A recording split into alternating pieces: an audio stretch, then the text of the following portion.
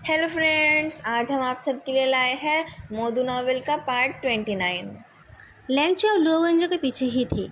पिछले कुछ हफ्तों से वो फेदू का उस सिक्रेटिव लुक को याद किए जा रही थी। सुबह शाम बुरो से आते जाते टाइम रास्ते में वो उस मोमेंट के बारे में ही सोचती रहती है और बहुत सारे इरोटिक मोमेंट विजुअलाइज करती रहती है।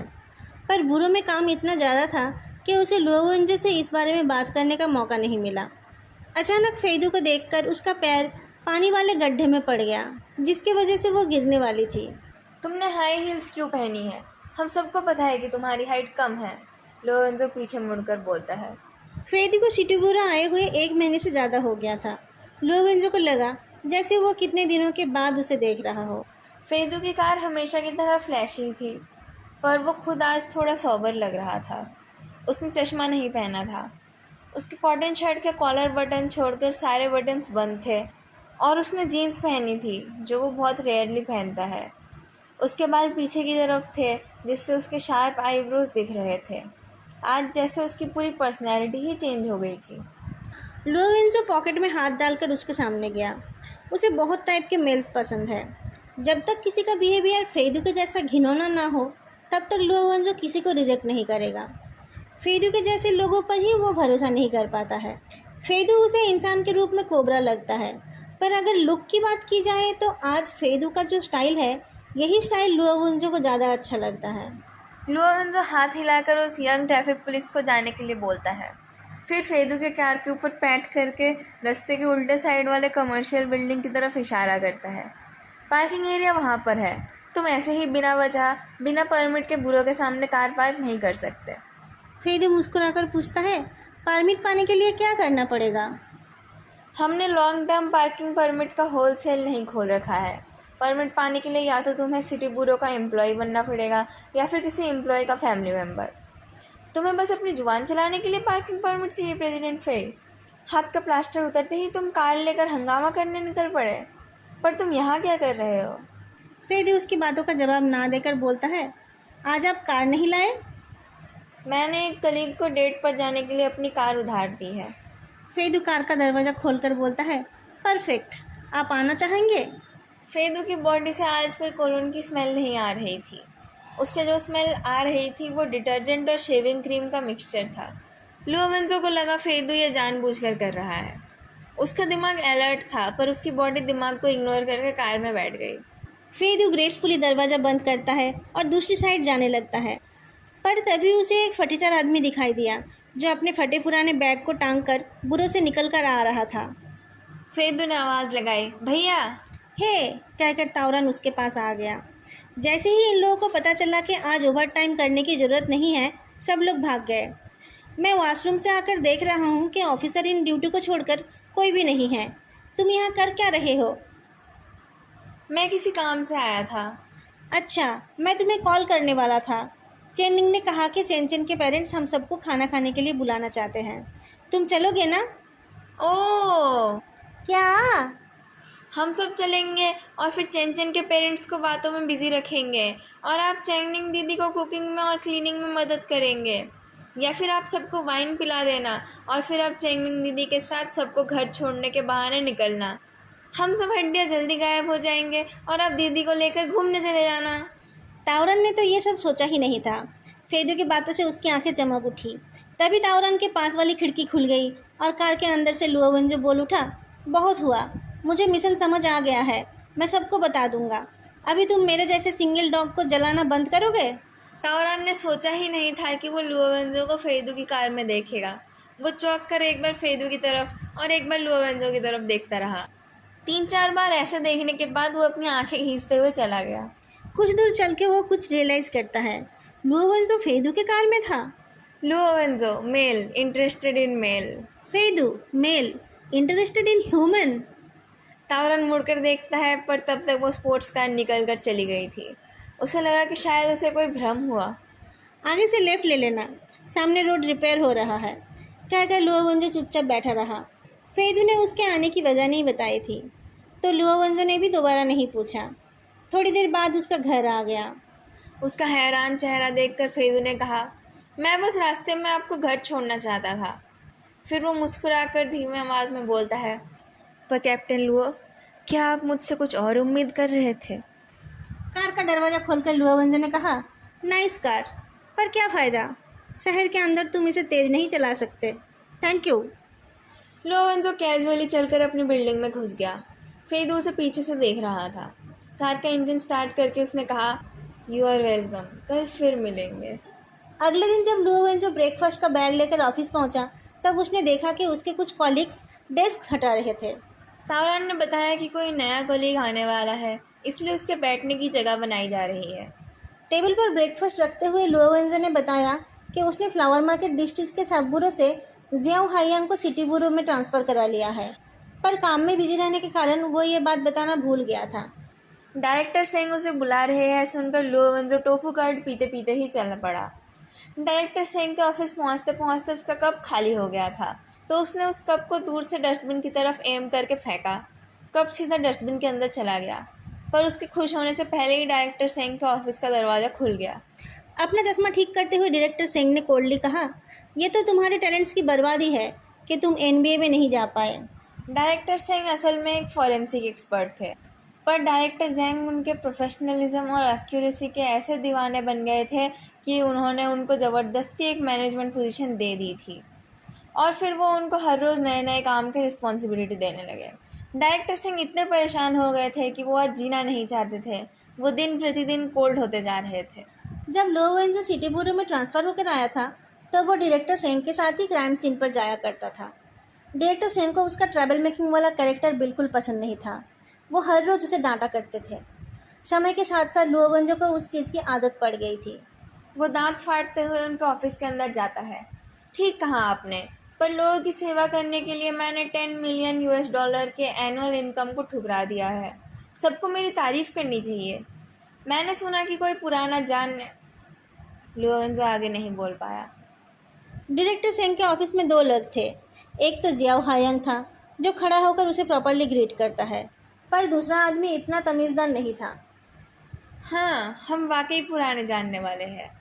फेदू अपने आंखों से लुओवेंजो की चेस्ट से लेकर घुटनों तक नाप लेता है और फिर कहता है, पिछले महीने ही मैं कैप्टन लुओ के घर खाना खाने गया था। सेंग हुआंगलिंग उन लोगों में से है जिन लोगों ने लुओवेंजो को एक नादान बच्चे से क्रिमिनल इन्वेस्टिगेशन टीम के कैप्टन बनते हुए देखा है। वो ऐसे तो कुछ बोलते नहीं हैं, पर उनको लुओवेंजो की कुछ पर्सनल डिटेल्स पता है। फेदू की बात का उन्होंने कुछ अलग ही मतलब निकाला। लुओवेंजो को आंखें दिखाते हुए वो बोल उठते हैं, जब सब एक दूसरे को जानते ही हो तब मैं टाइम वेस्ट नहीं करूँगा। पिछले साल डायरेक्टर जैन के गाइडेंस से सिटी ब्यूरो और यान सिक्योरिटी यूनिवर्सिटी ने एक रिसर्च प्रोजेक्ट कोलैबोरेशन का प्लान किया था। वो लोग प्रैक्टिकल एक्सपीरियंस और थ्योरीज का एक मेल बंधन करना चाहते थे। इस लास्ट केस को लेकर ही काम करो, इसमें 20 साल से भी ज़्यादा टाइम का डेटा है। यान सिक्योरिटी यूनिवर्सिटी की तरफ से जियाओफई हमारा कॉन्टैक्ट पर्सन है। ओएनजो देखने में अनरिलायबल है, पर वो अपने प्राइवेट लाइफ और पब्लिक लाइफ को अलग रखना जानता है ना? लुओवेंजो हैरान था, क्या बाकी सब लोग मर गए हैं जो इस चीज़ को कॉन्टैक्ट पर्सन बना दिया है? जियाओ हायांग को इंस्ट्रक्शन देने के बाद डायरेक्टर शेंग फेदू को भी कुछ बोलना चाहते थे। फेदू ने उन्हें टीचर कहकर संबोधन किया तो वो बोल उठे, नहीं, टीचर बोलने की ज़रूरत नहीं है, तुम मुझे दासी जंग बोल सकते हो। तुम्हें कुछ ज़रूरत हो तो तुम कभी भी मेरे पास आ जाना। डायरेक्टर सिंह के लेक्चर्स और सवालों से थका हारा लुओवेंजो जब अपने ऑफिस में आया तब उसने देखा कि उसका ऑफिस बदल गया है। उसके रूम में एक एक्स्ट्रा डेस्क आ गया है। तावरन उसके पीछे था। उसने केयरफुली कहा, बाहर एक और डेस्क लगाने की जगह नहीं है, पर तुम चिंता मत करो। फेदू ने कहा कि वो बस हफ्ते में 1-2 दिन ही आएगा और ये रिसर्च ख़त्म हो जाएगा तो वो फिर नहीं आएगा, बस कुछ दिन के लिए। लुओवेंजो की नज़र एक बड़े से एयर प्यूरीफायर पर पड़ी और फिर दरवाजे पर। उस जगह पर बहुत सारा जंक था, पर उसको हटाकर अब उस जगह पर एक फुल्ली ऑटोमेटिक कॉफ़ी मशीन और एक छोटा सा रेफ्रिजरेटर आ गया है। वो रेफ्रिजरेटर अलग अलग देशों के कोल्ड ड्रिंक से भरा हुआ है और उसके डोर पर लिखा है, शर्माओ मत, जो चाहिए ले लो। ये तो किसी भी एंगल से टेम्पोररी नहीं लग रहा है। डेप्यूटी कैप्टन तावरान की भी बोलती बंद हो गई थी।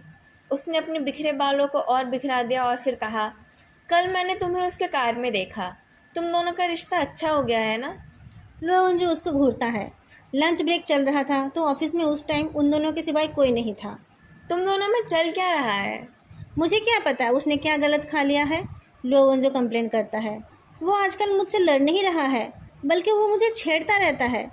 क्या उसे मेरा ओरिएंटेशन पता नहीं है? ताओरन का एक्सप्रेशन देखकर लुओ वेंजो फिर से बोलता है, तुम्हें कुछ बोलना है तो बोलो ना। ताओरन ठीक सब ढूंढ रहा था।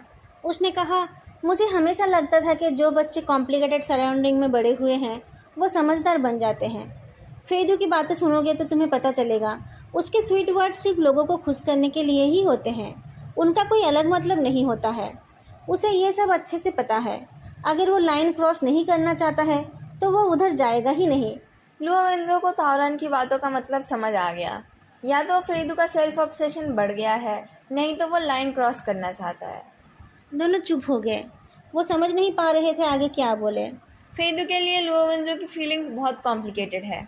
एक तरफ तो वो उसकी केयर करता है, पर वो जैसे ही उसे देखता है उसे गुस्सा आ जाता है।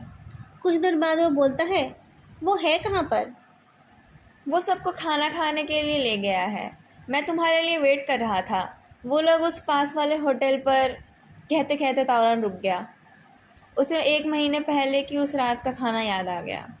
पिछले 2 क्रिमिनल केसेस में फेदू ने किसी न किसी तरह से पार्ट लिया था। सब लोग उसके बारे में थोड़ा बहुत जानते थे। सब खाना खाने बैठे हुए थे। लुओ वेंजो फेदू को इग्नोर करते हुए उसके पास वाले खाली सीट पर जाकर बैठता है।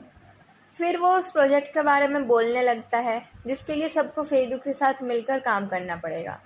बहुत साल पहले एक बार वो प्रोजेक्ट शुरू हुआ था। उस टाइम उसका नाम था पिक्चर एल्बम, पर उस टाइम वो प्रोजेक्ट चल नहीं पाया था। पिछले साल डायरेक्टर जैंग ने इस प्रोजेक्ट को फिर से शुरू करने की रिक्वेस्ट करी। अगर ये प्रोजेक्ट कामयाब होता है तो आने वाले टाइम में काम करना थोड़ा और आसान हो जाएगा। लुओ वेंजो ने कहा, यह काम बहुत स्ट्रिक्टली किया जाएगा। रिसर्च ग्रुप को कोई फाइल लेने के लिए बुरो के इंटरनल रेगुलेशंस को स्ट्रिक्टली फॉलो करना पड़ेगा। और मैं उम्मीद करता हूँ हमारे कॉन्टैक्ट पर्सन अपनी इजी गोइंग पर्सनालिटी को अपनी कंट्रोल में रखेंगे। हफ्ते में जो 2 दिन तुम बुरो आओगे, तुम्हें नॉर्मल वर्किंग आवर्स में ही आना पड़ेगा। प्रॉपर रीज़न और एक्सक्यूज नोट के बिना तुम देर से नहीं आओगे, जल्दी नहीं जाओगे और टाइम चेंज नहीं करोगे। अगर तुम ये फॉलो नहीं कर सकते तो किसी और के साथ अपना पोजीशन चेंज कर लेना। सब हैरान होकर सुन रहे थे। इजी गोइंग कम्युनिटी के महाराज आज ये क्या बोल रहे हैं? लुओ वेंजो बोलता रहा, बुरो में काम करते टाइम तुम्हें बहुत टाइप के क्राइम सीन का सामना करना पड़ेगा। उसमें खून भी देखना पड़ेगा। ये सब देखने के बाद भी तुम्हें नॉर्मल रहना पड़ेगा और जाकर खाना खाना पड़ेगा। हमारे यहाँ सिर्फ लॉ है, कोई इमरजेंसी मेडिकल केयर नहीं है। जो कॉमरेड्स थोड़ा सा खून देखकर उल्टी करते हैं या बेहोश हो जाते हैं, उनको यहाँ आने से पहले दोबारा सोचना चाहिए। कैप्टन लुओ, ये बताने के लिए धन्यवाद, फेदू ने कहा। ताओरन बात को बदलता है, हमने इसके बारे में पहले क्यों नहीं सुना? ये बहुत पुरानी बात है, तब तुम यूनिवर्सिटी भी नहीं गए थे, लुओ वेंजो ने कहा। उस टाइम साइकोलॉजिकल साइंस का कॉन्सेप्ट बस आया ही था। बहुत सारे अटेम्प्ट अनसक्सेसफुल हो गए थे। जियाओ हाइयांग ने पूछा, इसको बंद क्यों कर दिया गया था? क्योंकि उस टाइम हम इसके लिए कैपेबल नहीं थे। लुओ वेंजो नेशनल डे के सिक्योरिटी के बारे में एक डॉक्यूमेंट पढ़ रहा था। फेदू भी चुपचाप कुछ डॉक्यूमेंट्स देख रहा था। रूम में एयर प्यूरीफायर और पेज पलटने की आवाज़ को छोड़कर कोई और आवाज़ नहीं थी। लुओ वेंजो डॉक्यूमेंट्स देखते देखते सो गया। जब उसकी आंखें खुली तब उसने देखा फेदू अपनी जगह पर ही है, पर लुओ वेंजो के ऊपर एक जैकेट आ गई है और उसके पीछे की खिड़की बंद कर दी गई है। लुओ वेंजो अपने कंप्यूटर के पीछे से फेदू की तरफ देखता है। फेदू इंटेलिजेंट है, उसे सोसाइटी के रूल्स पता है। लुओ वेंजो गे है, ये जानकर भी उसका ऐसा बर्ताव करना कोई मजाक नहीं हो सकता। पर ऐसे ही कुछ एज्यूम कर लेना भी ठीक नहीं। लुओ वेंजो की नज़र में फेदू एक अट्रैक्टिव पॉइजनस एप्पल की तरह है। उसे खाने से मरना निश्चित जानकर भी उसकी खुशबू से मुंह में पानी आ जाता है। अचानक फेदू उठता है और पानी पीने जाता है। फिर वो लुओ वेंजो के लिए भी पानी लाता है। लुओ वेंजो उसे थैंक्स बोलकर पानी लेने जाता है, पर फेदू ने कप को नहीं छोड़ा। उसने अपनी उंगली से लुओ वेंजो की उंगलियों को टच किया। फिर टेबल के ऊपर एक हाथ रखकर लुओ वेंजो की तरफ देखते हुए उसने धीमी आवाज़ में कहा, आपको देखना है तो अच्छे से देखिए ना, मैं पैसे नहीं लेता हूँ। लुओ वेंजो ने भी धीमी आवाज़ में कहा, क्या तुम्हारे स्कूल में सीनियर्स को हैरेस करने का ट्रेंड है? फेदू लुओ वेंजो की आंखों में देखता है और अपनी सीट पर वापस चला जाता है। अगर आपको मेरा यहाँ रहना हैरेसमेंट लगता है तो मैं कुछ नहीं कर सकता। शाम को ड्यूटी आवर्स ख़त्म होने के बाद लुओ वेंजो ने देखा फेदू जू वेंचाओ के कन्फेशन पढ़ रहा है और उसकी नज़र एक जगह पर ही बहुत देर से अटकी हुई है। लू एवेंजर के कुछ पूछने से पहले ही फेदू उस बारे में डिस्कस करने लगता है। उनकी बातों के बीच टेबल में रखा फ़ोन बजने लगता है। फ़ोन के दूसरे साइड से डायरेक्टर लू बोल उठते हैं, अच्छा हुआ तुम अभी तक नहीं गए हो, देखो और कौन कौन है, फिर तुम खुद जाकर इस प्रॉब्लम को संभालो। दोस्तों, आज के लिए इतना ही। वीडियो कैसी लगी बताना मत भूलना, और साथ में वीडियो को लाइक और चैनल को सब्सक्राइब करना भी मत भूलना। फिर मिलेंगे अगली वीडियो में, तब तक के लिए बाय।